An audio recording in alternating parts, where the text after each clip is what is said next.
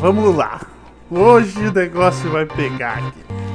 Primeiro de tudo, se você, quando a gente falou no último podcast, você até brincou e falou: vocês acham que todo mundo persegue vocês, não sei o quê.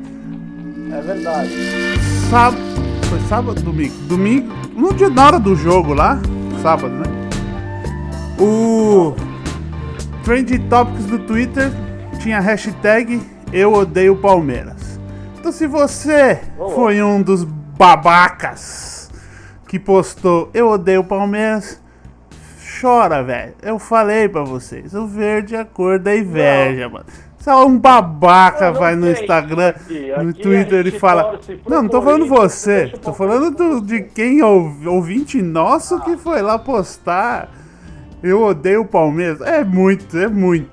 Mas, falando do jogo, vou começar pelo jogo em si. O Palmeiras começou muito bem. Gostaria de dar aqui um destaque pro garoto Matheus Fernandes, que entrou no lugar do Bruno Henrique. Rápido, ajudou muito mais na armação dos contra-ataques. Dudu, todo mundo fala que eu pego o pé do Dudu. Jogou muito bem, primeiro tempo. Teve gente que falou, mas jogou contra os reservas. Era a camisa do Grêmio lá do outro lado. Jogo importante, tem essa. Jogo importante, jogou bem. Acabou ali com o jogo ali na lateral. Coitado do Cortez, sofreu correndo atrás do Dudu. Fez um belo gol no contra-ataque, deu inúmeras chances do Palmeiras fazer outros gols.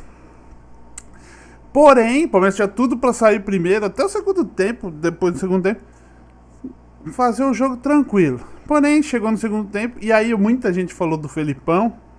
Eu acho que ele substituiu mal.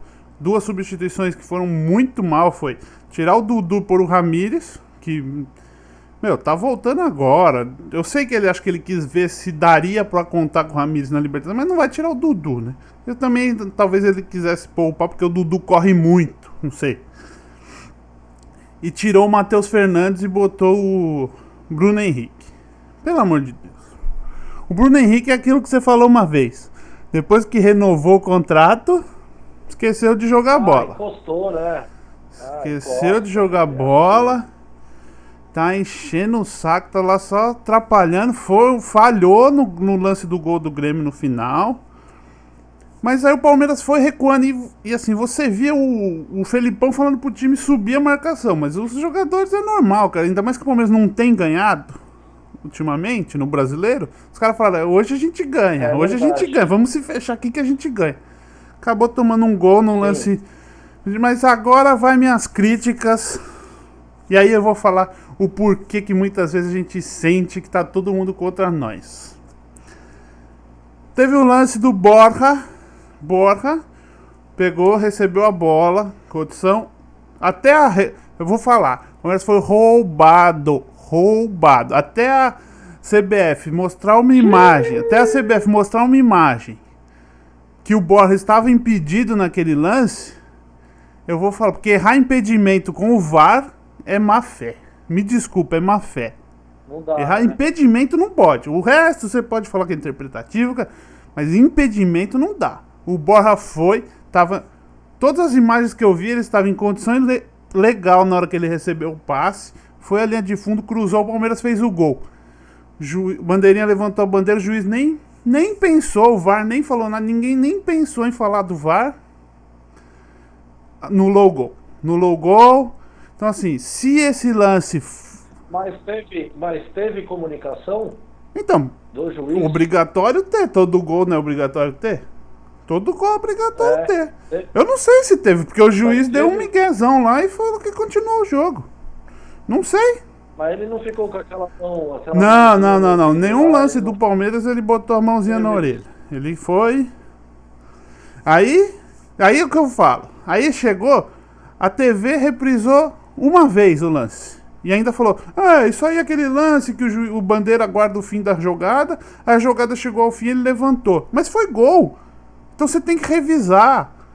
E não estava impedido. Mas todo gol não é checado por protocolo? Então, é isso que eu tô falando.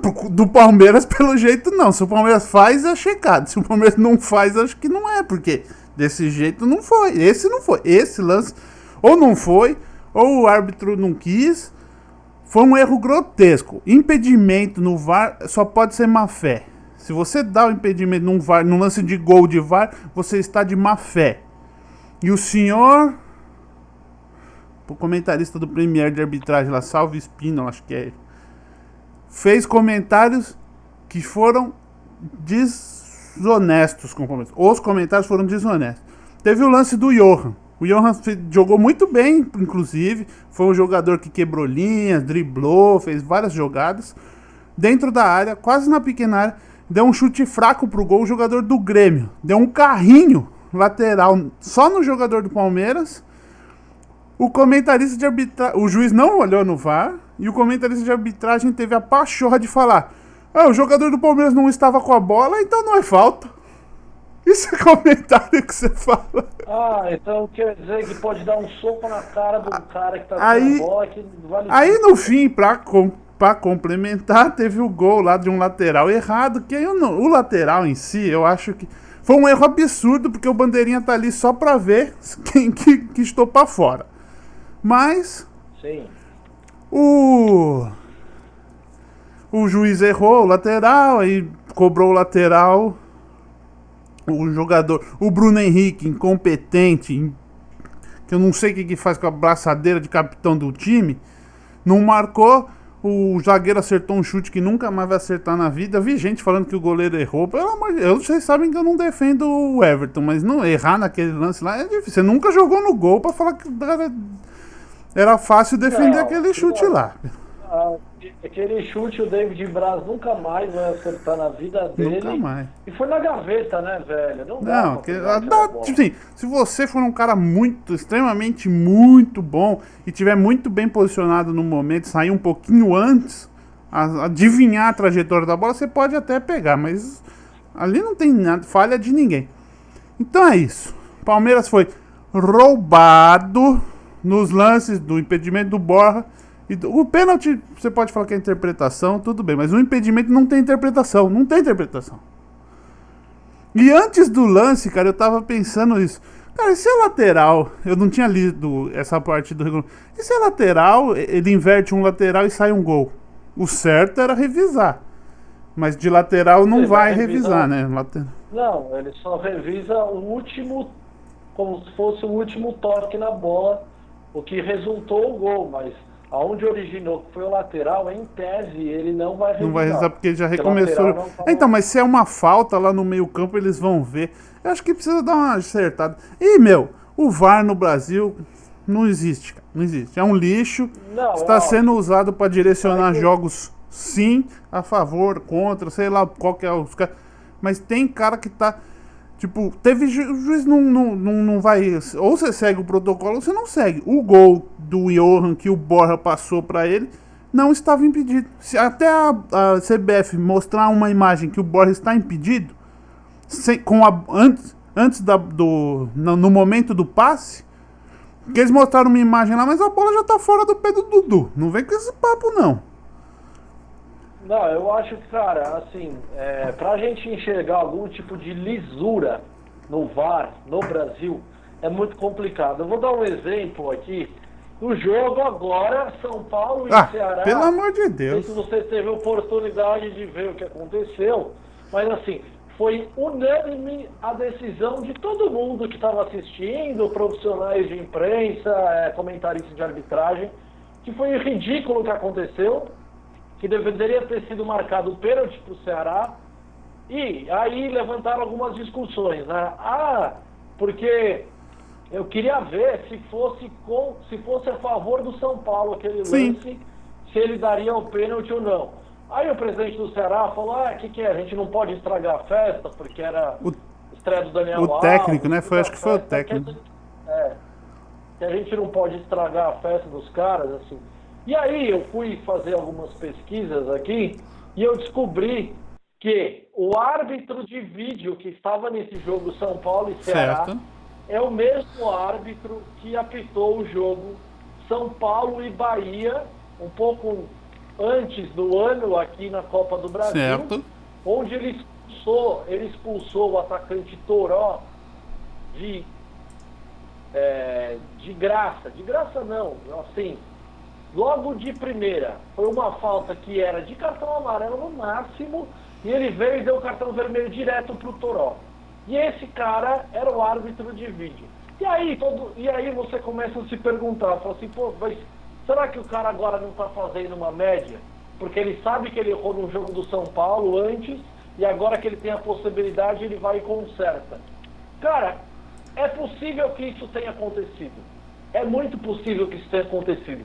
Então, a gente colocar aqui que o VAR vai ser 100% honesto é muito difícil, porque eu duvido se aquele pênalti fosse a favor do São Paulo, se o árbitro não dava, e o cara que estava comandando o VAR é o cara que cometeu um erro já contra o São Paulo. Então, na hora que ele vê uma possibilidade dele meio que consertar o erro dele contra o mesmo São Paulo, ele não hesitou em não chamar o árbitro. O cara não foi nem olhar o vídeo.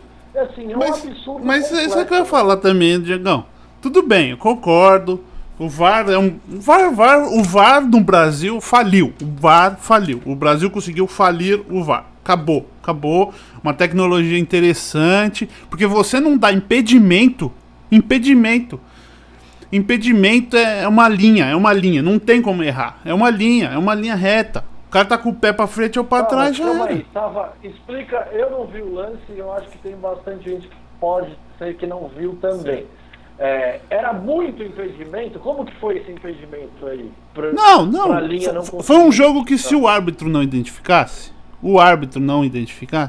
eu aceito. O árbitro real ali no lance, no momento do lance, eu aceitaria. Porque no jogo aqui eu até falei assim, passa logo do que ele vai ficar impedido. E o Borja deu uma segurada.